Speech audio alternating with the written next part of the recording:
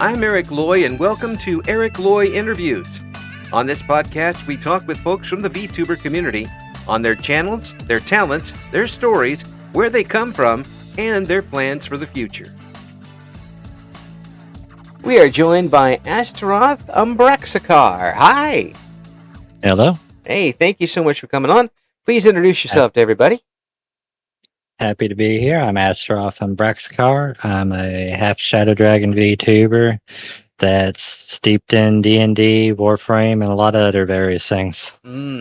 Yeah, there's a lot of folks. I get a smile on my face when I hear people these days mention that they're still in love with D&D because I'm 100 years old, so way back at least 100.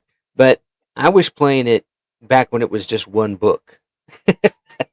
I mean, it was one book and a couple of dice, and we were good. Now there's so many things that I don't even know if I can keep up with it. But it was a lot of fun back then, and I'm glad that people are still doing it now. Are you big into the scene right now? Not really, because what I play is actually an older edition, so you might like this. I play AD&D, so second edition. Ah, yes. I do remember when that came out, because we were passing it around to school. I would love to find a way to actually stream it. I've been trying to find mediums because I see a lot of 5e stuff, but I want to show people like the older stuff because they've made it so much easier as time went on. Yeah, it was a lot of fun back then, and of course, every RPG game, I think, is based generally off of the original D&D.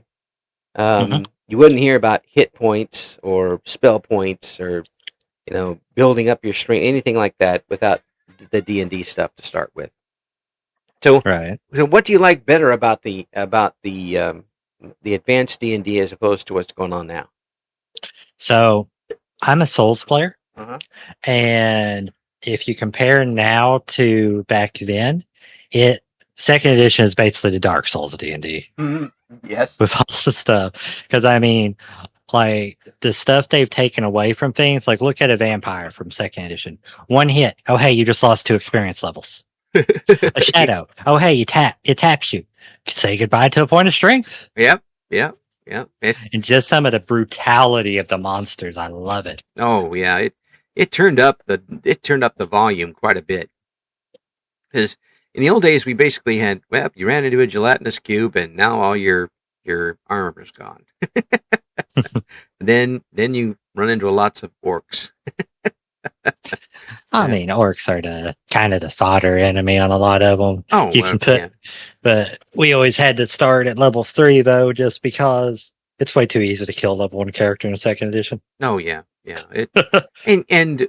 and the original, we used to have study halls where we'd be able to do it in a study hall, which was nice back in the early 80s to do. But they started stopping that because they're like, oh, you must be gambling all those dice.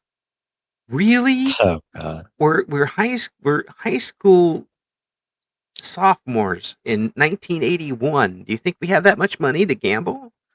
I mean, that's better than what I've seen, because I remember, it's going to show age here, the old G4 TV station. I remember seeing a documentary where they was talking about the history of gaming, and they brought up D&D, right? And they was saying how a lot of your modern RPGs and stuff wouldn't be around, or would be nowhere near what they are if D&D wasn't around. Right. Even though at the time, D&D was kind of seen as a cult by some people, with like, where it has its own gods and all that. Oh yeah. And it was, people were supposedly doing their own dungeon adventures and things, and getting hurt and murdered or something. I don't know. People are going to do dumb things. You can't really stop them. That's what we do. D&D, original Pokemon Go. Yeah. Oh, and there was a big thing about trying to ban the game completely because of all of its devil worship stuff. Right. Like, come on, man. If you just took a look at it, and they had gods in it, but you could kill them if you got lucky. Had a big enough character. It wasn't like capital G anyway. Um, Right. and it was a game, and they made way too much of it back then. It kind of fell off a bit, but then hearing so many people play it now is cool. I think one of the original tabletop strategy games is still going on with a bunch of people. That's really nice. Have you have Yeah. you have you done any DMing? So for me, I've played. This kind of goes on with how long I've played. Mm-hmm. I've played as a player for second edition for 27 years, and I've DM'd for 15 years. Wow. So tell me, at the DMing, what do you do with a bunch of people who are too smart for their britches and try to mess up everything you do? So you see, that's why I have a approach I like to take to DMing. So when I make a campaign, I do have like a main idea for them to like see if they follow. But also I do have other stuff set up, which out in the world, you can't think of the party as the only adventurers in the world. Because Right. you're always going to have NPC adventurers. Mm-hmm. So what it is, no matter which way they go, I've got something set up to where they can get there and they can, if they decide to ignore it, that's going to cause something else if I roll and no other adventuring party happens to do anything with it. So there's always things that can be missed and always things that become a problem later if not taken care of early. Wow, I never, that was stuff that we wouldn't have thought of back then. It's having other entire, we always have the conceit that there's only one group going through a certain dungeon at a time. And everything was focused on them. But yeah, the group of friends I was with, one of them had an IQ of about 2,000, and he's one of those guys that learned, and this is the absolute truth, learned chess in 15 minutes. Oh dang! Yeah, he's a very smart fellow, and we and Bob and I were the ones that were the smartasses of the group. So the DM would come up with something, and then Bob and I would converse, and then we'd ask the big IQ guy if that was actually possible, and he goes, "Yeah, sure." We were thwarting him all the way through. But were you that type of a player before you DM'd? I would be looking for I'd be looking for the things. Yeah. It's like if I can see something to throw a monkey wrench in anything, I absolutely would. Yeah. One of the things we did, and back then this was actually a big thing, we brought a dead body with us. And we'd throw it into every room before we went in. Set off his traps, because he had one in every room. Oh, God. He would get so mad. Like, man, you're the one that set the traps up. We're just setting them off. So the thing I did to annoy one of our DMs, because he liked having traps as well, but how he would do it he would have it into locks of doors. Okay. So when I played a rogue, I had custom made especially long lock picks. Even if it gave me a minus, I don't care, because I would put it at the link past, like a needle coming out to stick you with poison or something. So he's like, "Oh, this triggers. How long did you say that needle was?"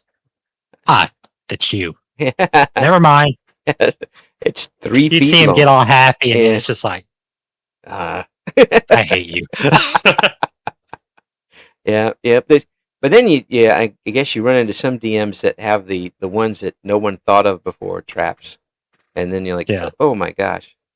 Yeah. I once tried a little bit to do a dungeon of my own, and tried to design it. The first thing I had was everybody was transported inside a dragon, and had to fight their way out. But then they realized the dragon was already dead, so they don't get any points for it. So we had a fun little location. Yeah. In the town of Dragon Falls, we put a large hotel / gambling thing, but the gambling thing wasn't normal gambling. Okay. What it was is the owner was an illusionist. Oh. If you didn't stay to bed and you went to bed early, you had a chance of getting into the game or being the game. And what it is, you'd go into your bedroom or you'd wake up like during your sleep. And then it'd be some different things. I remember one of them is you go down this, you wake up and you can see the stairway. And if you follow down, you'll get to this room with a flame. And there's a cloaked figure there. The cloaked figure mirrors everything you do. It is an exact copy of you. And the only way to get through it is to disbelieve it. Wow. If you lose, you'd lose like 1 point of, it was more like 1 point of int or something, or 1 point of charisma, and then you'd get a point of wisdom to go like, maybe you'll be a bit wiser next time. Yeah. Yeah. But you still, it's one of those plus minus things. Exactly. Yeah. That's one thing too we didn't have in the first game. I was thinking like, why can't you have a sword that's +3 to hit and -3 in damage? I mean, that would make sense, you know. You'd have it's very quick, but you're not really doing much with it.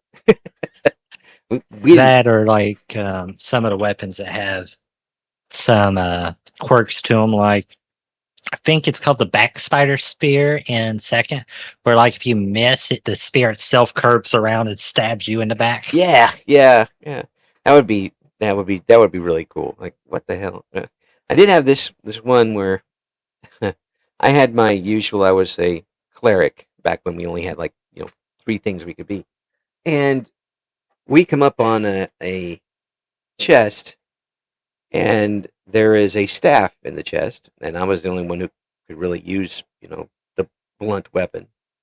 So I pick it up, and then the god Ra appears, because it is supposedly a staff of Ra, which he just made up. Okay. And he says there's so many different things it can do. It's got so many charges, this, that, and the other thing. One of the charges allows you to travel at near the speed of light. I'm like, well, that's pretty cool. But now I've made Ra mad, and I have to do something for him, otherwise it's going to kill us all. Like, well, that's beautiful. So he rolls his dice. He has a list of things, and it says, "Come back with 2 dragon heads." And I'm like, I'm sit there for a second, and I look at my 10,000 IQ friend, and I turn back and I say, "Okay, I've got the dragon heads. Now you can go away." He says, "What?" I said, "I travel at the speed of light and just stuck a stick out, and going that fast, the heads just popped off. As a matter of fact, I killed all of the dragons on this world and everything in this dungeon. So we win." I said, you had him go at the speed of light, so that's your call, not mine. We had some negotiation after that, so the game would be able to keep going. I agreed not to use that again, and he went away. Yeah, we did a lot of that to him. So what? I think. So you were doing that before, for a while. What got you into wanting to be on the internet doing things? So, for me, like the whole streaming thing came more after my dad had passed, and he was the one who got me into D&D. But I just thought it was interesting, and in a way, my VTuber itself is kind of an homage to where I did D&D for so long, because I started D&D when I was 5. Yeah. My dad got me into it then. Yeah. My VTuber model, Astaroth, is actually one of my characters from the group. Yeah. There was 13 of us to be all together. Yeah. So, but sadly, where it is all around my dad's age and everything, I'm the only living member of our group left. Oh, geez. So this was kind of my way to pay homage to them and carry their flame with me. Yeah. Well, I can tell you this. This is an excellent D&D name. This is one. Did you come up with the name yourself? Yes. Yes. Perfect. It's absolutely perfect. And I can see that, because we had the on the old Commodore 64, there were Dungeons and Dragons games on it. Mm-hmm. That were the gold box games, which were very, or as much as possible, they were very much the old school D&D games. As much as you could for a Commodore 64, anyway. And one of the bad guys was named Tyranthraxus, which is a name that rolls off the tongue, but Umbraxakar is right along those lines. It's easy to roll off the tongue, and it sounds very D&D-y. I find it funny too that you mention it, because second edition there was not an Astaroth Umbraxakar, but I think it was third or 3.5. Mm-hmm. There actually did get to be a named dragon named Astaroth Umbraxakar. Whoa! So they actually did write one in with that name. Well, once you hear it, you want to use it. And here's the irony of it. So I'm half Shadow Dragon. Right. The Astaroth Umbraxakar Wizards of the Coast came up with for 3.5 or third, whichever one that was. It's actually a Shadow Dragon. Ah. It's like, are you kidding me? Yeah. Y'all taking my stick. You should have got it trademarked when you could. You'd gotten 10% of everything from D&D. So that'd been wild. So were you watching VTubers before you decided you wanted to give it a shot? Yeah. Mm-hmm. There was a couple I kind of just came across when I was looking on Twitch and stuff. Mm-hmm. Yeah. And was that did you come to this conclusion that it looked like fun and you want to give it a shot? I kind of came to a conclusion because streaming was something I had an idea to do. Mm-hmm. So I kind of came to a conclusion to give the VTubing thing a try, mm-hmm. just because I like the idea of not using like a normal camera or something. Mm-hmm. And then also this lets me kind of pay homage to the old pod and everything. Yeah, we had. Yeah, that's cool. That's excellent. And so, were you, when you turned on the microphone and realized, hey, I'm doing this? Were you nervous? The first couple times, yeah, but I kind of grew out of the whole nerves thing. Yeah, pretty quickly. Yeah. Did it help having a game that you could work off of? Ironically enough, I've never actually streamed D&D. Oh, I mean any game. I mean, having something there that you can fill the time with. Yeah, definitely, because that's kind of been like what Warframe is for me. Yeah, yeah. Because I started it back its first year out, and that's a 13-year-old game, and it's still going strong. Mm-hmm. Yeah, yeah. But the folks here, I like the last interview I just had talked a lot about Warhammer, and they enjoy playing it quite a bit, and the folks who enjoy it really enjoy it. And it's a game that, do you think it really lends itself to being on with a VTuber? Is it easy to stream with a chat? Wait, Warhammer or Warframe? Hammer. I don't know. I've never actually done Warhammer. Oh, I thought you said Warhammer. Maybe it was Warframe. Oh, Warframe is a free to play. Oh, okay. I'm completely. Don't worry about that, folks. My mind is back in my head now. Okay, it wandered a bit. So was that easy to stream with? Was it easy to keep up with chat and do that game at the same time? It is, and also I think the reason I play it a lot too is because it's one of those games where I can literally play. I can deal with the chat as well, but also I enjoy playing it. Sometimes I'll play it. Next thing I know, oh hey, 6 hours went by. Yeah. There's a couple games that do that to me too.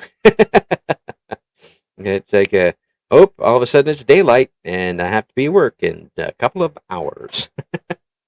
Looking at Elder Scrolls. Yeah.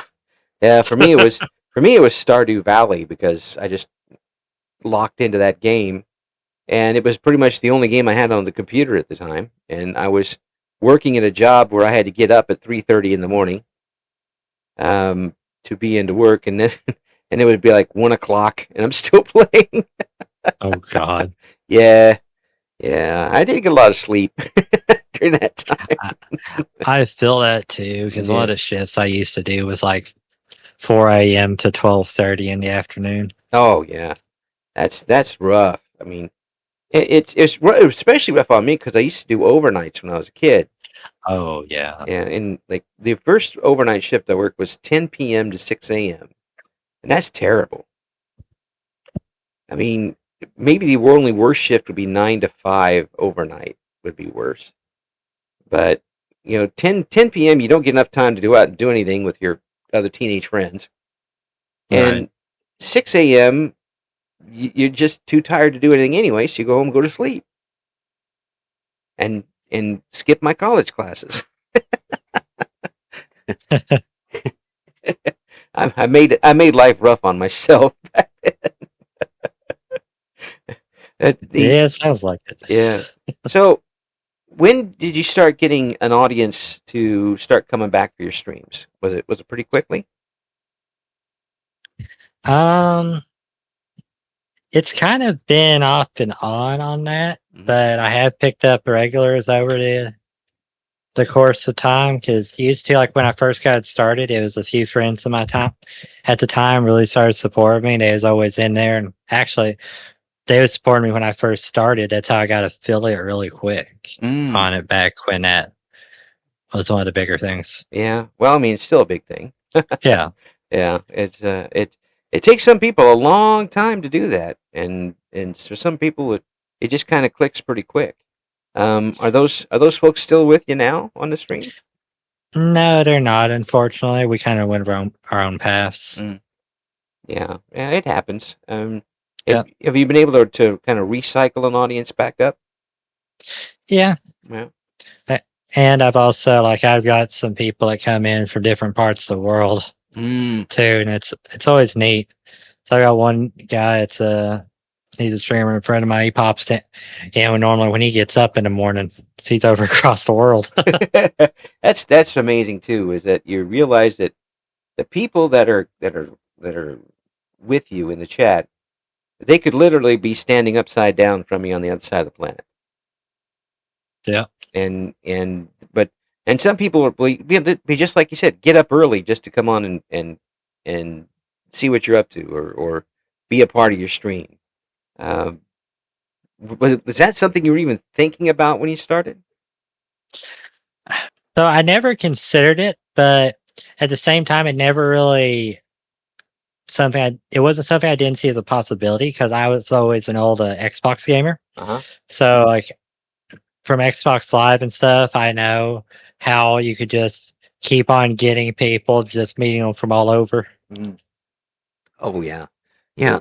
But it's a little different than that in a way, I think, because with that you're playing with them, Yeah. and with the VTubing, you're unless you have a game where they're a part of it, which I guess is available now. You are their entertainment. Yeah. Uh, is there any time when you look down and say, I'm basically on stage with these people watching me? Eh, not really, because I more just think of it as not really try to look at it as a stage thing. I just look at it more as I'm just being myself. Yeah, I've always looked at it like that, to where it's like, if some people come in don't like me, oh well, because you're not going to make everyone happy. yeah, That's just not realistic. So it's just I'd rather just be myself. People come in if they like me for me, good. If not, the best to you. yeah. What? And again, you get a chance to present yourself the way you want to be presented. And have you found that to be something that really interests you in continuing with VTubing is to continue to present yourself like you are now? Yeah. Mm, yeah. Uh, In a way, too, that's kind of another reason I chose my models what it is, Mm, because the character was ideally like the personality character was based off myself. Then also with it having the meaning of like the old pod and everything Mm-hmm. on it too. I can't really allow myself to change for the worse because to me, I'd be just spitting on graves at that point, and that's Right. something I'd never want to do. Yeah. Yeah. Yeah. It's some. I don't think a lot of VTubers have that sort of thing where there is that type of history behind the character, where you're not only streaming for yourself but for everybody else that's involved too. Right. Yeah. So that's certainly unique, and certainly it's certainly a way to keep yourself in check, isn't it? Yeah, it is. It is. Yeah. You don't want to go off kilter and go absolutely bananas online. Ain't that the truth? Yeah, and get into it with anybody as far as that goes. Um, have you been able to have an interactive sort of chat, or has it been them watching you for the most part? It really kind of depends on what I'm doing. Mm. Like Warframe, for example, when I do that, I do have people we're talking about the game, like and talking about build possibilities. When I do like my Souls games, it's more people watching, and then the taunts and stuff if I screw something up, which is perfectly fine and reasonable. Oh, missed that jump. Now I've got to restart the whole dang area.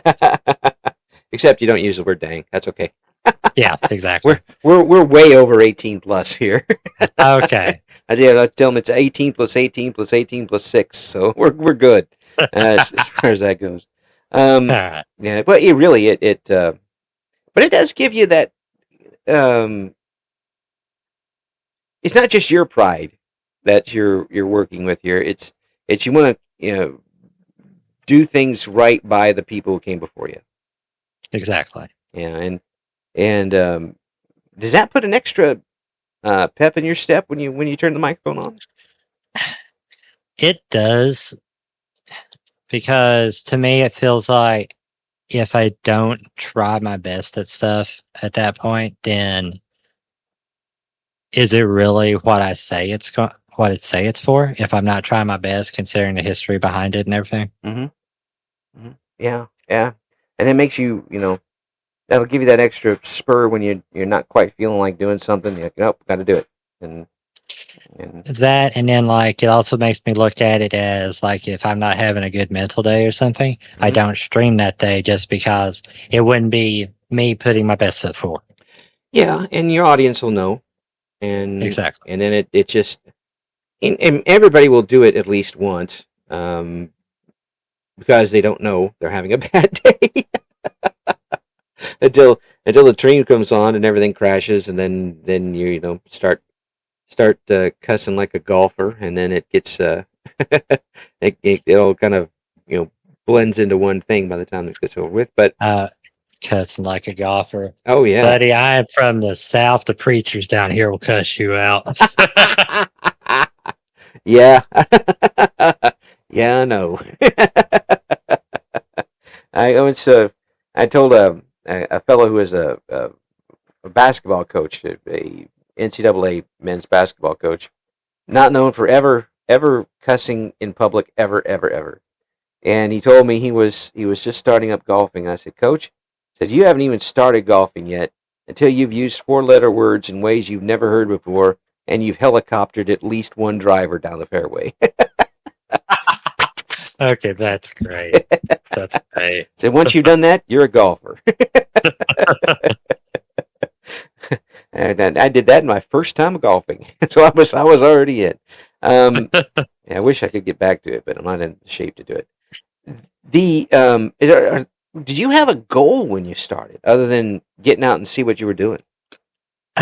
So my goal has kind of always been the same idea. I would like to make a space for people to come into and feel safe, be themselves and everything. Not need to put on any airs or anything. Because the way I look at it is something like I haven't really made a place for myself until I've made a place for others, if that makes sense. Oh, that's a wonderful attitude. That's a wonderful outlook to have.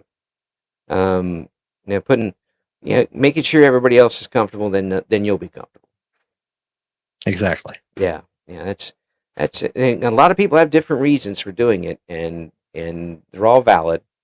Some people are in it to try to make a living at it. Some people are in it to have fun. Some people are at it to do like you're saying, with have a safe space for people to enjoy themselves. Yeah. If I ever got big enough to make a living out of it, then that's great. If not, I'm still going to keep doing it as a side hobby at the Yeah, very least. yeah. It's kind of just where the cards go. I haven't heard anybody yet who said they turned down a check. Yeah, exactly. I was in radio. We would never turn down checks. Here's 50 cents. Okay, I'm good. Give me the script. I'm ready. We said we do them for a cheese sandwich that's been used. We'll do it. We're very cheap. The enjoyment that you get out of gaming with people watching, how is that different than the enjoyment you get from gaming on your own without the stream? I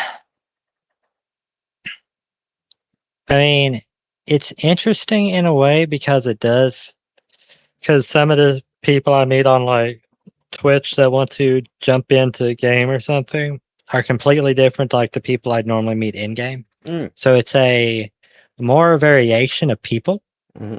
And I do like meeting people from all different walks and everything. Yeah. Because I'm also one of the people that will sit there and I can have deep conversations when I'm doing stuff. Mm-hmm.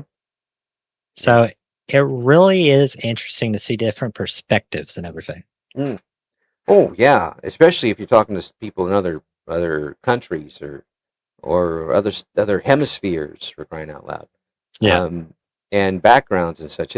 You're not going to find a more diverse group of people than VTubers. Oh, that's for sure. Yeah, I mean, I'm on. We're pushing 950 different interviews now in 3 years, and every single one of them has been different. I couldn't tell you two of them that were the exact same at all. Everybody's got different stories, different reasons for doing things, and different talents. Is there a talent that you haven't shown us yet that you'd like to try on VTuber? About the only thing is I do like to write. Oh. Like it got to the point where my stuff, I have gotten positive feedback from writers from Wizards of the Coast before. Cool. It just didn't go anywhere from there. Right. Well, that would be excellent. You can either have that on yourself, read it yourself, or have somebody else read it. That'd be great. People go for that for sure. So, have you always been somebody who liked writing? Were you writing as a kid? Technically, I would say yes, because that kind of comes in with my D&D experience. Because the 15 years I did stuff as DMing and everything. Right. I didn't really use much of the the adventure modules as made. Right. I did a couple of them, but I prefer to write my own unless I saw one. Like one thing we did, the Fighters Challenge from 2nd edition. It added a kingdom that was not normally on the map. We sat there and turned that kingdom into an entire different campaign branching off of it. Oh, that's fun. When you have that type of inspiration and you're able to put it down on paper, that's a lot of fun. Yeah. Yeah. And have you ever gotten to where you started off with an idea and it changes as you write it? Yes.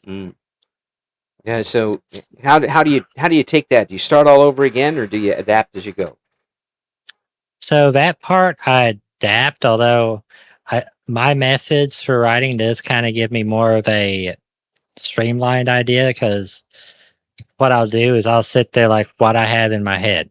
I go ahead and make notes on that when I brainstorm and possibilities of how something could get to that point. Yeah.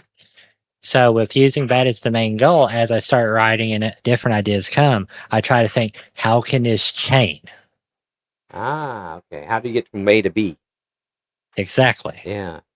Yeah. So I'm getting this right, and tell me if I'm not.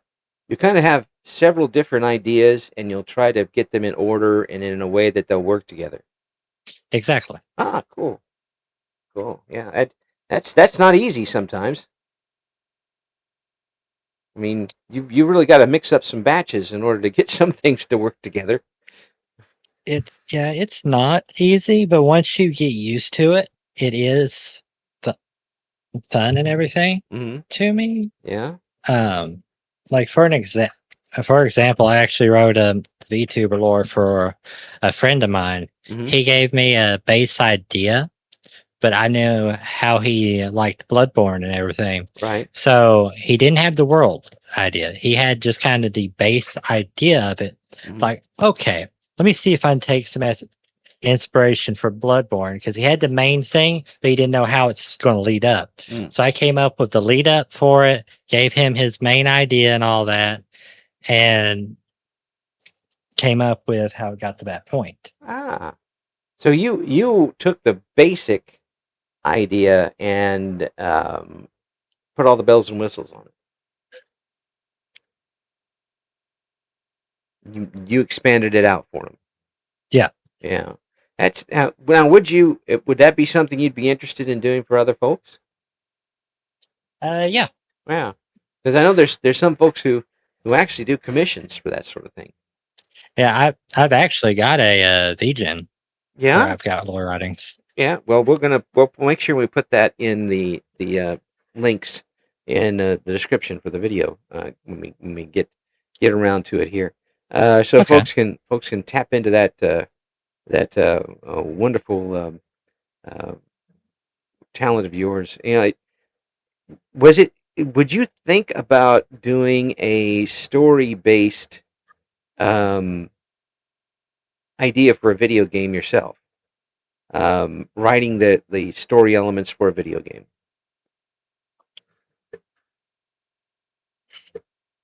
Now, that's an interesting idea, Mm-hmm. which that's something I would be down for. Mm-hmm. But the question is, how exactly would I branch stuff to make it work? Yeah, yeah. Because games, you kind of have to be more streamlined on certain things. Right, right. Well, there's some games that are basically story games. Right. You know, choose instead of the hack and slash. It's more of a choose and go from there type of deal. Or you can add both to it. I mean, certainly there are games that do both. But there is a market for that sort of thing. True. Yeah, and certainly, you're not too far away from doing short stories from what you're doing already. So there's a market for that too. Yeah. We're going to get you some money before it's all done. I'm going to get you that check one way or another. But you don't want to get to the point where it's not any fun for you anymore. Right. And has that happened to you with VTubing, where you've kind of burned yourself out a little bit? Not really. I did kind of slow down on streaming for a minute so I could take a week or two back just to give myself a break. Mm-hmm. But other than that, I don't let myself get burnt out. If I feel like I'm starting to get there, what I'll do is I'll take some time off. Yeah. Yeah. Well, because burnout to me is one of the worst things you'll be able to get. Yeah, it's really tough to come back from that and still be as innocent, I guess maybe the best word, as you were before. Right. Because then once you burn out, then you're always looking for the next burnout. Mm-hmm. Like, oh no, I'm getting tired, and well, you need a night's sleep rather than a week off, that sort of thing. But it sounds like you know what you're capable of at this point, and you know when it's coming, and you know when to take the time off. Yeah. Yeah.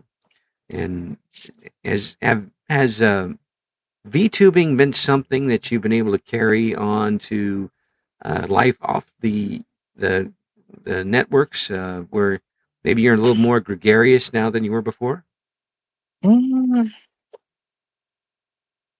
I honestly don't really know on that.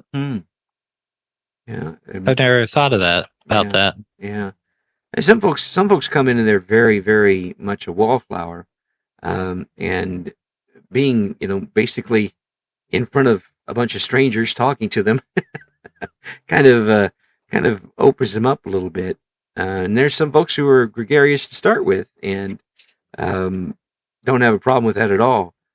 Uh, had you ever been on a stage before with a microphone? On a stage, no. But I've not really been hesitant about talking in front of people just from where I used to work in retail because I kind of had to get used to talking to people. Oh yeah, yeah, and you get used to being talked to. Yeah, exactly. And yelled to, and screamed to, and things thrown at you too. I didn't have to deal with that because Yeah. apparently I've always been the one that was looking and intimidating. People don't want to throw stuff at the guy that's 6'4". Why not? It's a bigger target. Leave us short people alone.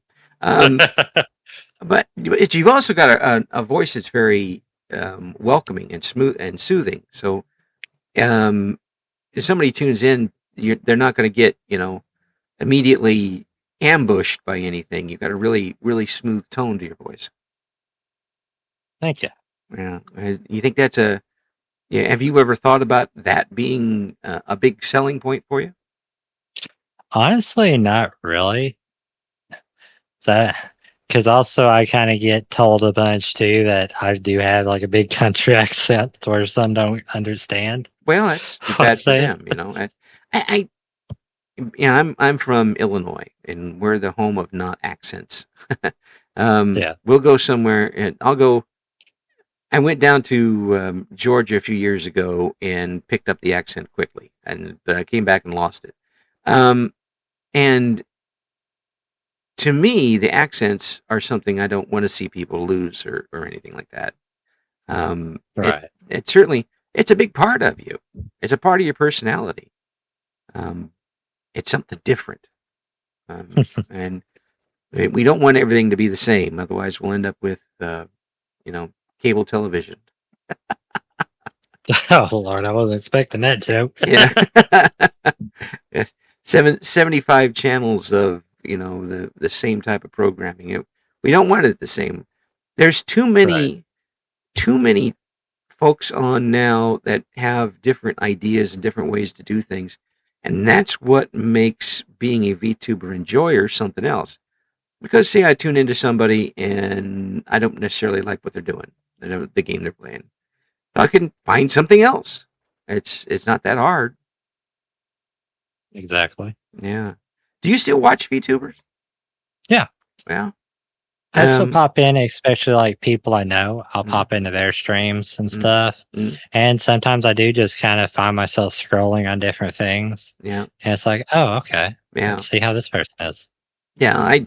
I watched it before and trying to find games I would wanted to play. That was the big for me. And I kind of stuck with the folks that their personality caught me. And then I realized this is like listening to a radio station where we don't see the actual person's face, but we're there for the personality. Yeah, I can see that. Yeah. No, you can't because you can't see my face. But it's there is some parallels there, I think. And what you guys are doing now as VTubers, you are your own channel in a way. You are the entertainment provider. When you go on, have you done a lot of collaborations? Every now and then. Yeah. Is that tough for you to put together, or is it just not too comfortable for you? It's just kind of something a lot of times just scheduling doesn't work out between people. Oh, yes. Yeah, I know that feeling. And trying to schedule interviews with folks around the world, and the only time they're available is right in the middle of when you're at work. That already original scheduling meme of the D&D session. Yeah, exactly. And when I see people doing D&D on stream with 6 other people, I'm like, did the planets align or something? Because that's tough to do. Right. And nailing Jello to the wall, that's what that is. Something's going to fall apart in that sort of thing.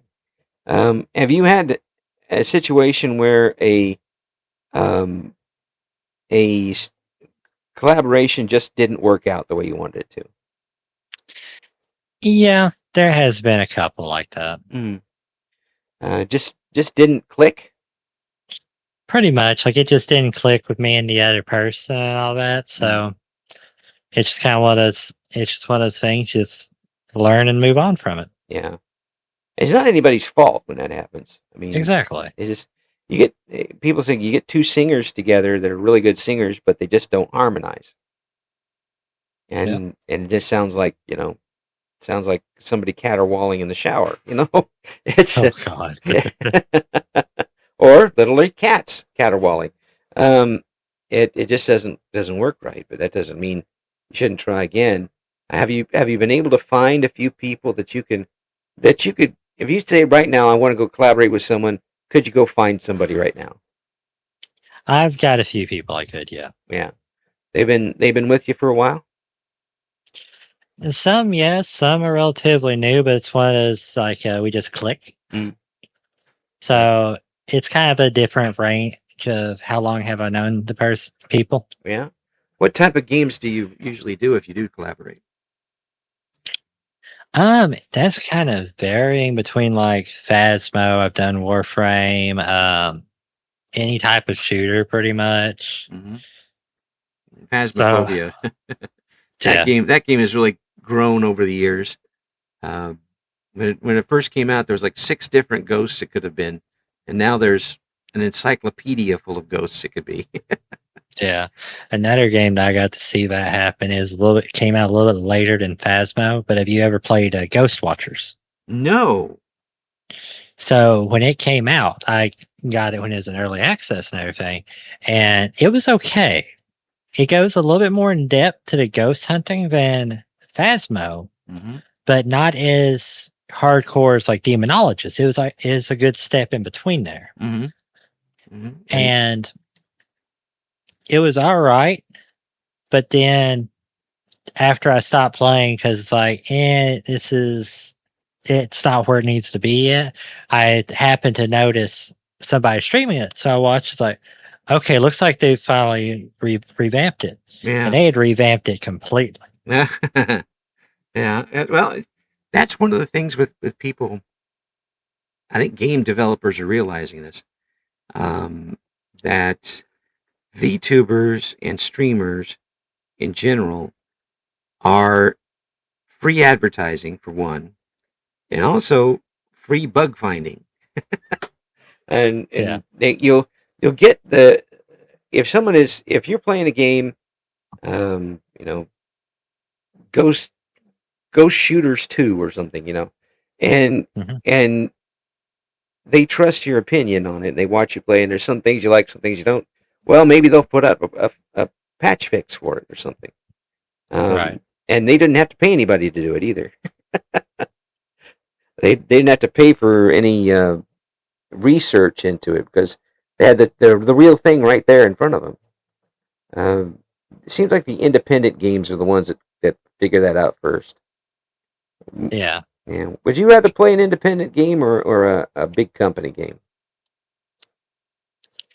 So I prefer those that kind of start off as a independent because like my main game being Warframe, they started off when they launched Warframe, the company only had like 6 months left of funding. But they wanted to throw their vision out there because they had been trying to pitch it for years. So it's like, screw it, we're going to do a Hail Mary. And it's went from, this game nobody knew about, and now you're seeing tons of people play it. Like, I mean, Iron Mouse is addicted to it. Yeah. I mean, I like that because these games don't have the tinge of corporation to them where they have to run it by all the shareholders before getting it out there. Exactly. it's a lot more direct from developer to game, and it seems like it has a little more heart when it does something like that. 100%. Yeah. So, have you got any big plans for the rest of the year? Stream-wise. The only thing I'm working on right now, as far as I know, is, well, two things technically. I know I am going to plan on a subathon later this month for my birthday. Oh, well, happy birthday! Thank you. And then probably think of some type of event for November because that'll mark my fourth year of VTube. 4 years. When you started, did you think you would still be doing it in 4 years? Technically, yeah, Yeah. because let's be honest, Southern guys, we're stubborn as a bull. Not more than Southern girls. I'm not going to say that so don't get put in a doghouse somewhere. Yeah, well, I'm married to an Indiana Hoosier who's redheaded, so yeah, I'm. Whenever she hears what I say, it's I lose a little bit more hair. Right. Yeah, I'm actually only 25 years old, though I look 80. But yeah, there's a lot of people start out like, yeah, I'm going to give it a try, and then 3 years go by, and they're like, whoa, that went by pretty fast. Has that been like that for you? Uh, yes and no, because it seems like each year marked a different thing for me, like different things learned or different events I took part of and everything else. Yeah. Yeah. So it stayed interesting for you. Yeah. Yeah. That's good. I mean, they were good things, right? Not, Oh, yeah. Yeah.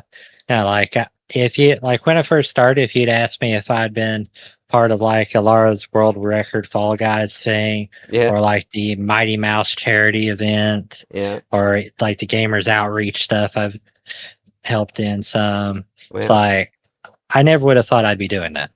yeah. Well, thank you for doing the charity stuff. It everybody needs to be thanked for that, putting out their time to do something like that for charity. And in the feeling that you get after something like that is like, yeah, that was cool. Yeah, exactly. Yeah, no matter what you're doing, it comes out pretty cool. So your 4 year event's coming up. Have you got a general idea of what you want to try in November? Not really. Mm. I'm trying to plan out the thing a couple weeks out, and then I'll start working on it after the other one. But I don't want to put too many things and get them all jumbled up. Yeah, yeah. Of course, you don't know what'll happen between now and then, too. Exactly. Yeah. They pass out the vacation calendar at work in January, and I just pass. And why don't you write down? Because I don't know what's going to happen between now and November. Anything can happen. We get hit by a meteor. I don't know. I don't know what I'm going to be doing then. I don't know if I'm going to have any money to do anything. Exactly. I'll take it as it comes. You guys do what you want. But taking it as it comes, and being able to handle it sounds like something you do very well. And at times, I try to. Yeah. Yeah. It doesn't sound like it's going to get to you very much either way. Right. Yeah. And that's a great attitude to have. And not only that, but having that stubborn streak with you, and having the kind of legacy that you're bringing with you as well. Plus the obvious fact that you're enjoying yourself with it. All positives, and the folks are enjoying it with you, and I think that's just wonderful. Thank you. It's just keep on going, keep on doing what you're doing because people are enjoying it, and the biggest part is you're enjoying it. You're getting fulfillment out of it. Yeah. And I think it's a great matchup, and it's made for you to keep going the way you want to do it. So I just want to thank you for coming on and being a part of the show. Always nice to have people come and talk to the old man for a little bit. Thanks for having me. Absolutely. We're going to have all of the links, by the way, in the description for this video. And I'll get that VGen from you here to put up there too. And check out and see what Astaroth has going on, please. You'll miss out if you don't. Thanks again so much for coming on. Well, thank you. Thank you for listening to Eric Loy Interviews. Join us again next time when we talk to another member of the always interesting VTuber community.